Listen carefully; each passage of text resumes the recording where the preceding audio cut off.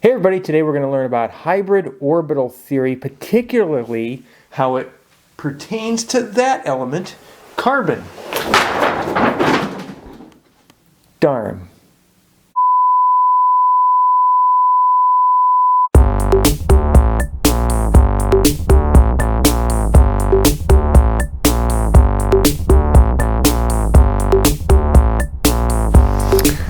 Well, hi everybody, hi.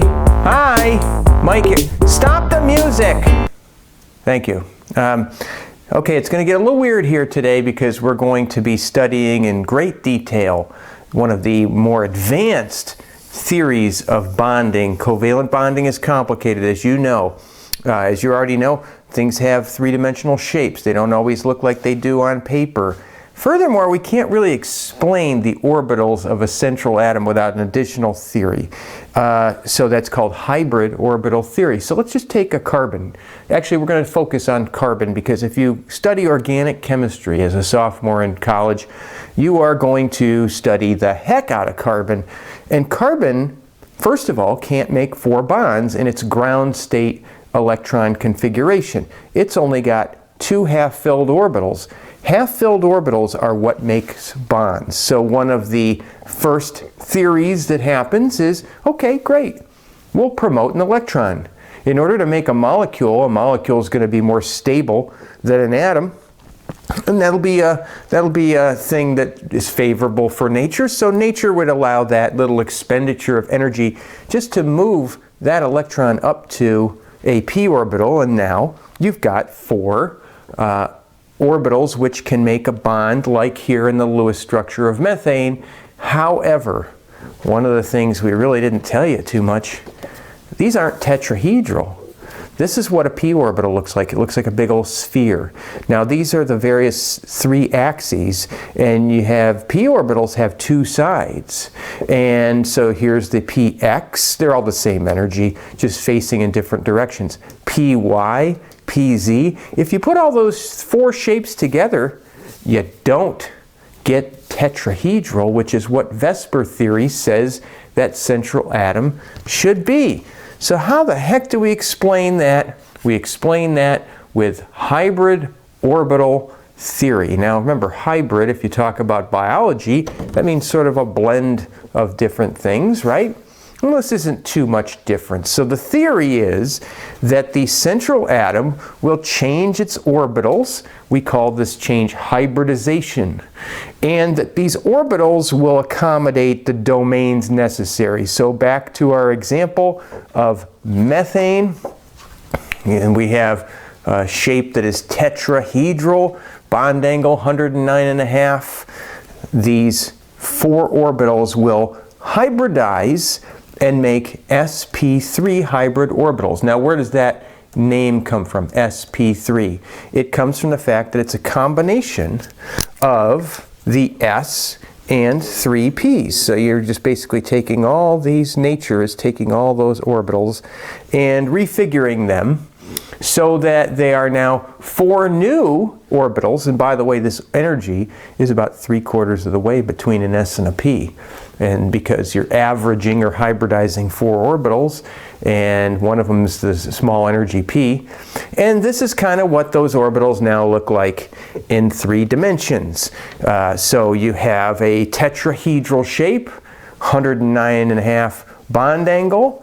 And now in order to explain our molecule of methane, we'll just go ahead and say that's half-filled. All these are the same energy, half-filled, half-filled. By the way, dotted line means it's going into the paper, right? And so that's tetrahedral. And when we compare them with 4 H atoms, each H atom has a half-filled orbital in the 1s, you will get what you call direct overlap. So this here orbital will overlap, and then they'll fill that orbital, as you know, and then that will be a covalent bond. And this direct overlap we call a sigma bond. And so when we write out a Lewis structure, what's really going on is the central atom is changing the shape and energy of its orbitals. They're all equal. They're all Sp3 hybrid orbitals. And then dotted line that's going into the paper. Each of those orbitals will overlap with a 1s of a hydrogen, and you will have direct overlap. Now, in future examples, we will not have direct overlap. There's a different name from that. But basically, you've got something simple. 4 sp3 hybrid orbitals, each one will overlap and fill an orbital, of course, to give everything a filled octet. But now we can explain the shape. Why is the central atom tetrahedral? Well, it's not because we're dealing with the electron configuration of an atom.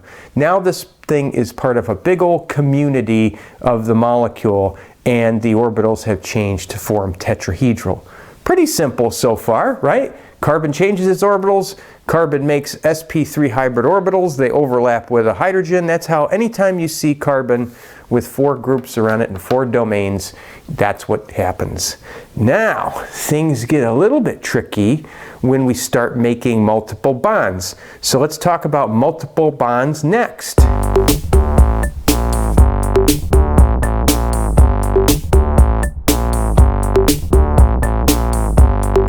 Okay. How about when you got something like this molecule here, where carbon has, of course there's 2 central atoms here, this one and that one. They all behave independently. That carbon doesn't care that it's, part of a bigger molecule. It cares how many domains are around it. And then what has to happen is this carbon needs to make and accommodate 3 domains. Yes, one of the domains is a double bond. Back to Vesper theory, they all act about the same. So when carbon has 3 domains, you will always combine the lowest energy, because nature wants to go the lowest energy route, 2s, with the 2p. We already promoted the electron. And then what happens is it only takes and reforms 3 of those orbitals, and those are called s, because it combined an s, and 2 p's, sp2 hybrid orbitals. And the shape of these things are trigonal planar, and the bond angle, of course, would be 120 degrees, like anything that's trigonal planar. Okay, so now what I'm going to do is I'm going to attempt to draw what's going on with each of these atoms here. Okay, so an sp3 hybrid, sp2 hybrid orbital is trigonal planar, which means I can draw this part on the paper. So that's what that looks like. Okay, and so anytime carbon has 3 domains, that's what happens. Here's another carbon. Oh wow, look what happened there. One of the sp2s from one of the carbons overlapped directly with an sp2 from the other. So far, what I have explained is that right there is a sigma bond. All right? And I have so far explained this bond because it's just a direct overlap of the sp2 hybrid orbitals. All right, well, let's explain more bonds. If all of these are half filled, then they can all overlap with a hydrogen atom, and that would also be direct overlap. So here's an H, there's direct overlap, there's an H, I'll write a little sigma there. All right, here's an H right there, make a little sigma there, direct overlap. Here's an H right here, direct overlap. And now I have explained these bonds right here. That guy, and that guy, and that guy, and that guy. Okay, how's the double bond happen? The double bond happens because we forgot about this guy. This is an unhybridized p orbital. And so what's going to happen is that is going to go in a different direction. Now, p orbitals have 2 sides, and there's one on each atom. And then what we have is a double bond is actually the result of indirect overlap. A smear of electron cloud above and below the plane of the bond That's called a pi bond. All multiple bonds have pi bonds. All multiple bonds are the result of one sigma and one pi bond. And so that is a very detailed rendition of how a multiple bond happens.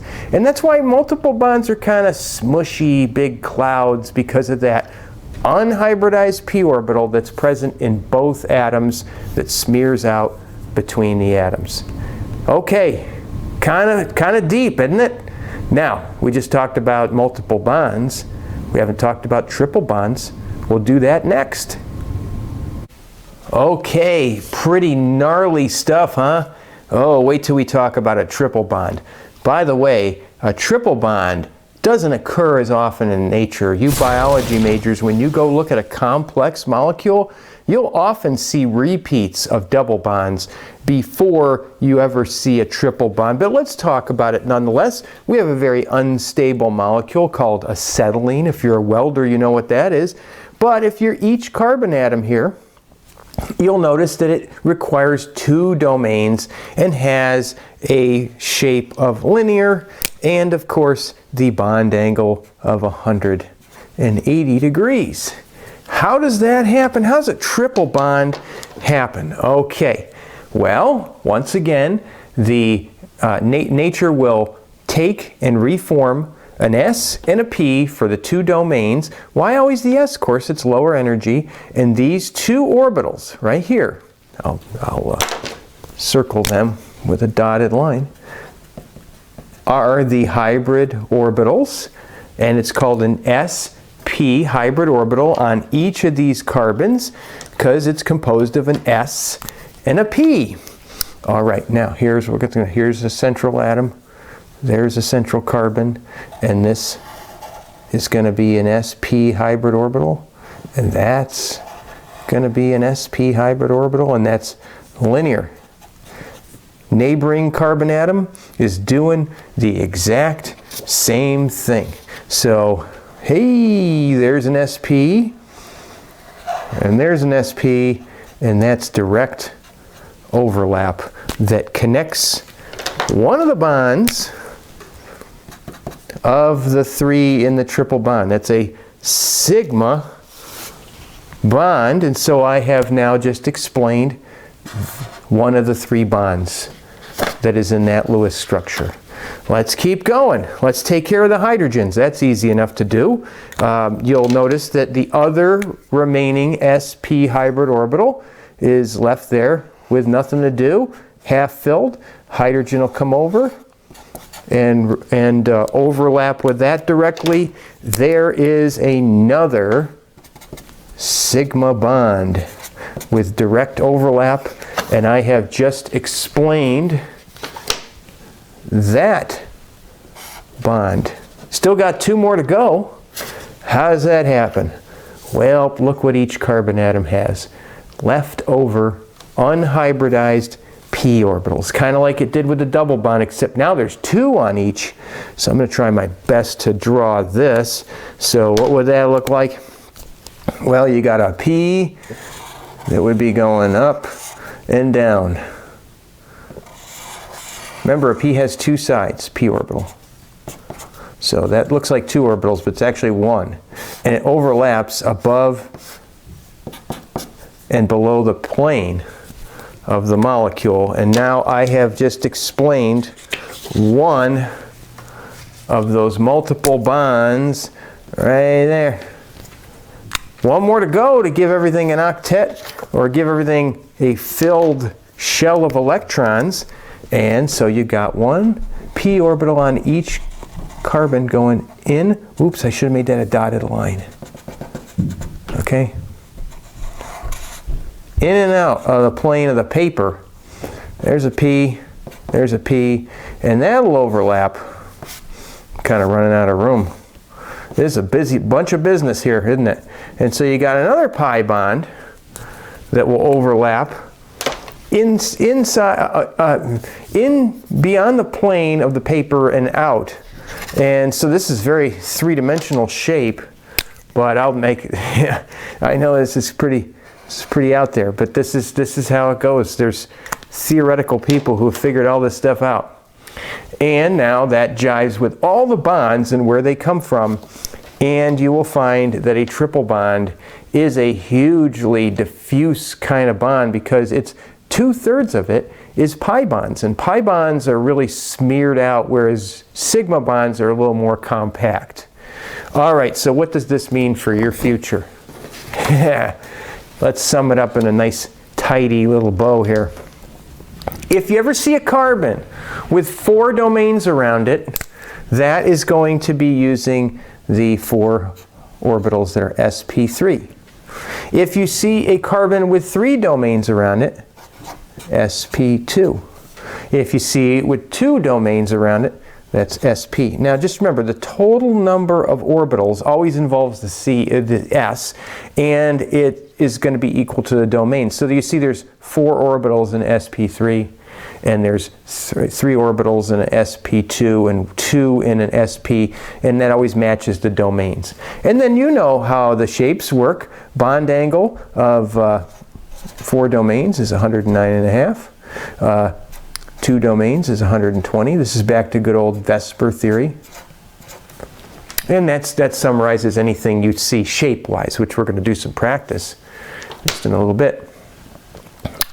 If you have a type of bond that is single, all that's there is 1 sigma bond. If you have a double bond, it's 1 sigma bond and then 1 pi bond. So you just kind of keep adding pi bonds because you keep having leftover p orbitals. A triple bond, as we saw with this kind of wacky example with acetylene, that would be 1 pi bond and 1 sigma bond, excuse me, and 2 pi bonds. And that's just about everything you could see. Like, whoop, whoop, practice time, whoop, whoop, practice time. Okay, bring out the big old bright yellow paper for this. This is a molecule called toluene. And there are little abbreviations for this. Like sometimes you'll see, you know, that ring, they'll just do this. And then we'll let you go take organic chemistry to talk about that. Let's say our mission was to label all the bond angles and to count how many sigma and pi bonds. All right, this is called a benzene ring, and it's really, really interesting. Remember, all you're going to do is look at the central atoms. They're not the hydrogens, they never are, right? And so we're going to look at that central atom right there. We're going to say, how many domains are around you? And it'd be 1, 2, 3, 4. Now, it doesn't matter that one domain is huge compared to the other, but anytime you have 4 domains, that would be Sp3 hybrid orbitals, 109.5. It looks like on paper it's 90 degrees, but it ain't, because it's 3-dimensional. That's tetrahedral. That central carbon has Sp3 hybrid orbitals. All right, let's look at a benzene ring. Now, a benzene ring actually isn't too far from what I drew it as, because a benzene ring is 2-dimensional, because every one of these carbons, if you look, it doesn't matter which one you look at, it will have a double bond and 2 single bonds, and that's 3 domains. Take a look at any one. We'll look at this one down here. That thing right there has 1, 2, 3 domains. That is 120 degrees. And that's why it actually looks like a hexagon. It does so in 3 dimensions if you could see a benzene ring. And each of these all have sp2 hybrid orbitals. So there you go. And that's all the way around. And that's also this bond angle. Every bond angle in that ring is 120 degrees because every carbon is got 3 domains. So it's consistent. And this is a large molecule, and you can see other ones. If you take a look at something like aspirin, it's got a ring in it, benzene ring.